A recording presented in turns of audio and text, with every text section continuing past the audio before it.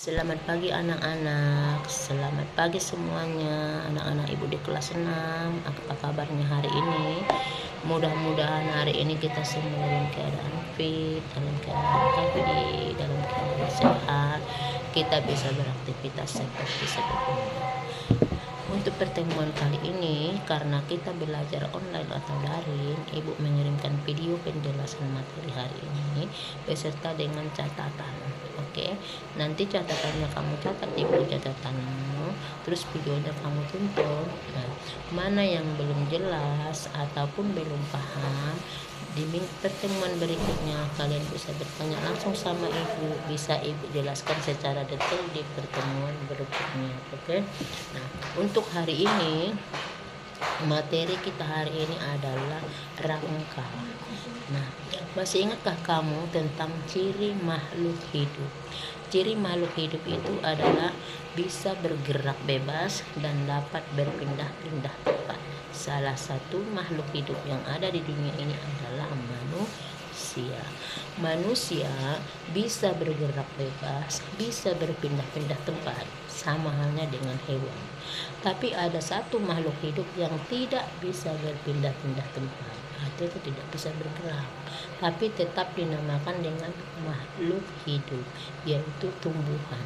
Tumbuhan tidak bisa bergerak, tidak bisa berpindah tempat, namun tumbuhan makan dengan melalui proses fotosintesis. Jadi yang kita bahas kali ini adalah rangka pada manusia. Oke. Rangka pada manusia termasuk rangka bagian dalam atau yang disebut dengan endoskeleton. Kenapa dikatakan rangka bagian dalam? Karena rangka pada manusia itu terbungkus oleh otot, daging, dan kulit. Jadi kita tidak bisa melihat langsung rangka yang ada di dalam tubuh kita semua, mulai dari atas sampai bawah. Akan tetapi kita hanya bisa merasakan, kita bisa pegang mana tulang tangan, mana tulang lengan, mana tulang yang ada di bagian atas ataupun di kaki kita. Nah, secara langsung kulit atau daging membatasi atau membalut seluruh tulang kita. Gunanya apa? Agar tulang kita ini tidak mudah terkena infeksi ataupun cedera.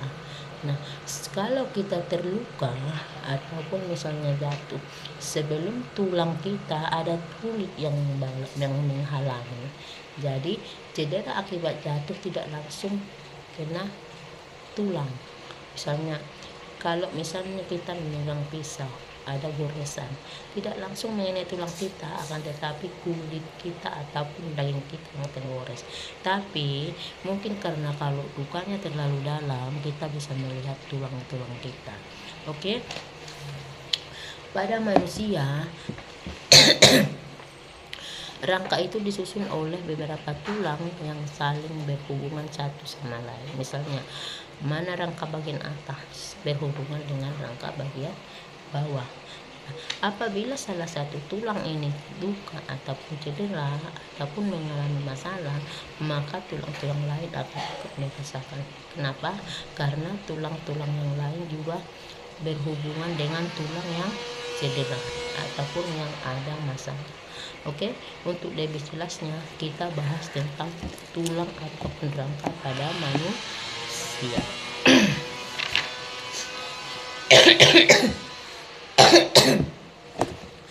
Seperti yang dijelaskan tadi, rangka ataupun tulang pada manusia itu tersusun oleh beberapa tulang, yaitu termasuk tulang yang saling berhubungan.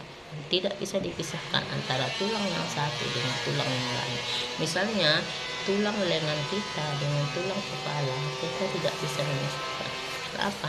Karena di lengan kita lah terdapat leher yang merupakan tempat untuk kepala kita. Oke.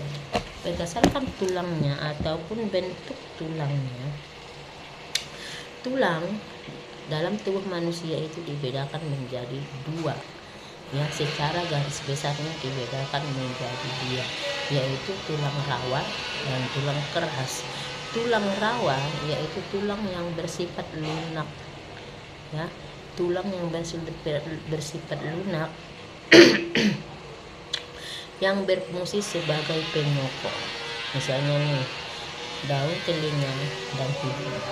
Oke. Nah, sedangkan tulang keras itu adalah tulang yang keras dan padat. Bisa kita rasakan ya, mana dalam tubuh kita yang merupakan tulang keras, mana yang tulang padat. Nah, contohnya adalah tulang lengan atas dan tulang tengkorak.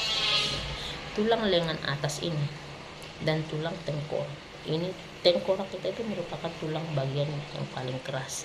Kenapa? Karena ditutupi oleh yang namanya tempurung kepala. Nah, di tulang kepala ada juga tulang yang lain yang merupakan tulang keras, yaitu tulang paha. Kenapa dikatakan tulang keras? Karena di bagian tubuh kita, tulang paha itu ditutupi oleh daging ataupun kulit yang sangat tebal, ya, jadi tidak bersifat lunak. Tulang paha gunanya untuk apa? Menyokong kita pada saat duduk. Paha ini yang menyokong kita duduk dengan tulang panggul. Nah, tulang penyusun tubuh dalam tulang penyusun rangka pada tubuh manusia, yaitu memiliki bentuk yang bermacam-macam. Jadi tidak sama antara tulang yang satu dengan tulang lain, bahkan bermacam-macam bentuk. Jadi itu istimewanya tubuh kita.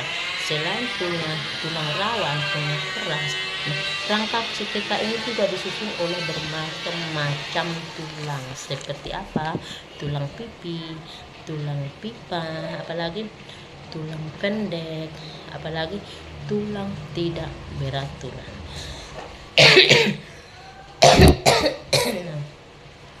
Nanti tulang-tulang ini akan Ibu jelaskan secara langsung mengenai tatap muka, karena ada gambar yang harus Ibu jelaskan mana dia tulang pendek, mana tulang pipi, mana tulang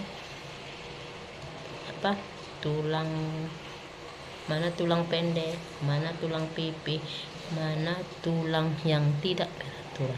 Karena dalam tubuh kita ini, selain yang tersusun rapi yang beraturan, banyak sekali tulang-tulang yang tidak beraturan. Nah, tulang pada manusia itu dibedakan menjadi berapa? Kita bahas lagi. Bagian-bagian penyusun rangka manusia. 1. Bagian tengkorak. Bagian tengkorak itu dalam mana? Di kepala atau di bagian atas ini, tulang atas ini terdapat banyak tulang, seperti terdapat 22 tulang. 21 diantaranya adalah tulang ataupun sendi mati, ya. Jadi tidak semuanya merupakan sendi yang berfungsi secara gerak. Nah, itu tulang ataupun yang disebut dengan atau yang dihubungkan dengan sendi-sendi mati. Misalnya apa? Sehingga misalnya ada kuping, ada hidung, ada mata, ada mulut. Sendi-sendi ini akan berhubungan satu sama lain. Nah, kemarin kita sudah belajar tentang darah. Nah, nanti kita akan belajar dengan sistem saraf, hubungan hidung dengan telinga, mulut atau mata. Nanti kita akan pelajari di sistem saraf. Oke, karena hari ini kita hanya belajar tulang, makanya tulang-tulang ini tidak bisa digerakkan. Nah, hidung tidak bisa kita gerakkan, kuping tidak bisa kita gerakkan. Tapi kalau mulut bisa bergerak, karena apa? Karena dia fungsinya untuk bicara. Nah, makanya tulang yang ada di bagian kepala atau tengkorak ini sangat banyak, terdiri dari 22 tulang. 21 tulang diantaranya itu terhubung dengan sendi-sendi mati. Nah, mati dalam artian tidak bisa kita gerakkan, bukan mati karena tidak berfungsi, tapi karena tidak bisa digerakkan.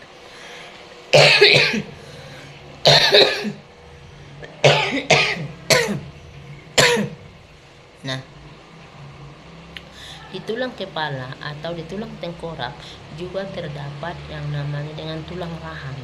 tulang rahang ini berfungsi untuk kita mengunyah makanan. Berarti tulang rahang ada di mulut kita pada saat kita makan. Oke, itu namanya ada di bagian dalam mulut kita. Fungsinya mengunyah makanan. Pada saat kamu makan roti, pada saat kamu makan gorengan, yang mengunyah makanan itu adalah tulang rahang. Oke, berdasarkan posisinya. Nah, tadi kita bahas tentang secara keseluruhan tulang kepala. Nah, sekarang kita bahas tentang berdasarkan posisinya atau letaknya. Nah, tulang kepala itu dibagikan menjadi dua. Ingat ya, berdasarkan posisinya atau letaknya, tulang kepala kita ini dibedakan menjadi dua, yaitu bagian muka dan bagian belakang. Mana yang termasuk bagian muka? Termasuk bagian wajah kita atau bagian depan tulang kepala kita. Itu namanya bagian muka. Artinya bisa kita lihat dari arah depan. Seperti apa? Nah, itu wajah. Nah, pada saat kita bercermin, kita melihat wajah kita. Di wajah kita ini ada terdapat yang namanya tulang wajah, tulang pipi, atau apa lagi. Nah, yang kedua adalah tulang belakang. Tulang belakang terdapat di bagian belakang kepala kita. Jadi tulang belakang ini ini tidak dapat berpindah ke bagian depan, tidak. Akan tetapi tulang belakang ini fungsinya apa? Membentuk tempurung kepala, yang membentuk bentuk kepala kita, tempurung kepala. Oke, maaf karena ada salah sebut. Tulang kepala yang membentuk tempurung kepala. Sampai di sini. Nah, kita lanjut untuk tulang berikutnya, itu tulang badan.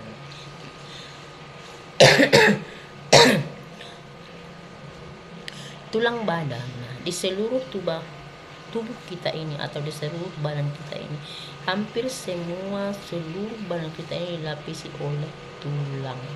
Nah, tapi seluruh tulang itu ditutupi oleh otot, daging, dan kulit. Jadi kita tidak bisa melihat bagaimana bentuk tulang di jari tangan kita, bagaimana bentuk tulang di jari kaki kita. Tapi bisa kita melihat gambarannya dari luar. Oh, bentuk tulang tangan saya seperti ini, bentuk kaki saya seperti ini, bentuk paha saya seperti ini, ya, bentuk pinggul saya seperti ini. Jadi tulang itu di bagian dalam itu ada beberapa tulang seperti tulang bahu. Nah, ini termasuk badan bahu. Nah, tulang ini bisa menggerakkan bahu kita pada saat kita senam, bisa bergerak dengan elastis, tidak kaku sama sekali. Oke, yang kedua bagian yaitu tulang dada. Nah, di mana letak tulang dada kita? Tulang dada kita ini ada di dalam bagian tulang rusuk atau di belakang tulang rusuk. Selain tulang dada, tulang bahu, tulang rusuk, ada juga yang namanya dengan gelang panggung. Nah, terus ada apa lagi? Ada tulang belakang. Tulang belakang, perhatikan bukumu, ada gambarnya di tulang belakang seperti apa. Tulang belakang itu gunanya apa buat kita? Nanti di pertemuan berikutnya Ibu akan jelaskan satu persatu tentang fungsi-fungsi tulang ini. Jadi karena kita belajar online, kita hanya belajar secara garis besarnya saja dulu. Nanti Ibu akan bantu dengan catatan. Tapi tetap di pertemuan berikutnya Ibu jelaskan lagi secara mendalam. Oke, yang ketiga adalah rangka anggota gerak atau tulang penggerak. Mana-mana itu tulang penggeraknya? Misalnya nih ada dua rangka penggerak dalam tubuh kita, yaitu bagian atas dan bagian bawah. Anggota gerak bagian atas yang dimaksud bukan kepala tetapi tangan. Perhatikan tanganmu bisa bergerak. Kalau tangan kita tidak bisa bergerak, berarti kita tidak bisa mengambil sesuatu, misalnya mengambil buah dari pohon atau mengambil makanan di atas meja. Nah, tulang gerak bawah yaitu kaki. Kaki ini yang membawa kita berjalan. Dengan berjalan kita bisa berpindah tempat. Kita bisa bergerak dari tempat ini ke tempat lain. Kita bisa berjalan kaki beribu-ribu kilometer. Itu dengan tulang anggota gerak yang paling bawah atau yang disebut dengan kaki. Jadi antara tulang yang satu dengan tulang yang lain, manfaat dan fungsinya itu sangat banyak buat kita. Jadi tanpa tulang kita tidak bisa hidup juga. Nah, tidak mungkin kita bisa berdiri kalau tidak ada tulang yang menyokong tubuh kita. Tidak bisa kita bergerak atau berpindah tempat kalau tidak ada tulang gerak yang menggerakkan bagian anggota kita, termasuk tangan dan kaki. Oke. Nah, sampai di sini penjelasan Ibu untuk hari ini. Mungkin di pertemuan berikutnya kita jelaskan lagi secara lengkap. Nah, mana yang belum paham, mana yang belum ngerti, boleh kalian tanyakan nanti melalui WA atau japri pribadi Ibu ataupun di grup, boleh-boleh saja. Tapi lebih bagus di japri ke WA Ibu karena Ibu lebih sering membuka WA pribadi daripada di grup. Oke? Nah, untuk pertanyaan ataupun tugas nanti kita selesaikan setelah ini dijelaskan ulang di pertemuan berikutnya, karena kita belum ada sesi tanya jawab, jadi Ibu belum mengetahui sejauh mana pemahaman kamu tentang rangka. Nah, jadi untuk pertemuan kali ini Ibu cukupkan sampai di sini dulu. Mana yang belum paham, tolong bantu dengan membaca-baca buku, karena sebagian yang Ibu jelaskan tadi ada di buku, secara garis besarnya ada di buku. Jadi jangan salah, meskipun libur kalian tetap harus sering membaca buku. Sekian untuk materi hari ini. Mana tahu ada kekurangan, ada ketidaksempurnaan, Ibu minta maaf karena memang situasinya yang tidak memungkinkan ya. Jadi kita harus belajar daring. Ibu tunggu pertanyaan di sesi selanjutnya kita belajar dan di sesi selanjutnya kita akan belajar dan sesi tanya jawab mana yang belum kalian pahami tentang rangka, apa penyusun rangka. Nah, Ibu tambahin sedikit. Selain itu, penyusun rangka juga ada yang namanya tendon. Nah, kalian sering mendengar ini tendon. Nah, tendon itu tendon itu adalah jaringan ikat yang menghubungkan tulang dengan otot. Ya, jadi ingat, salah satu tendon itu adalah jaringan ikat yang menghubungkan tulang dengan otot, itu namanya tendon. Oke, karena keterbatasan waktu, Ibu cukup sampaikan materinya sampai di sini. Mohon maaf atas segala kekurangan atau ketidaksempurnaan.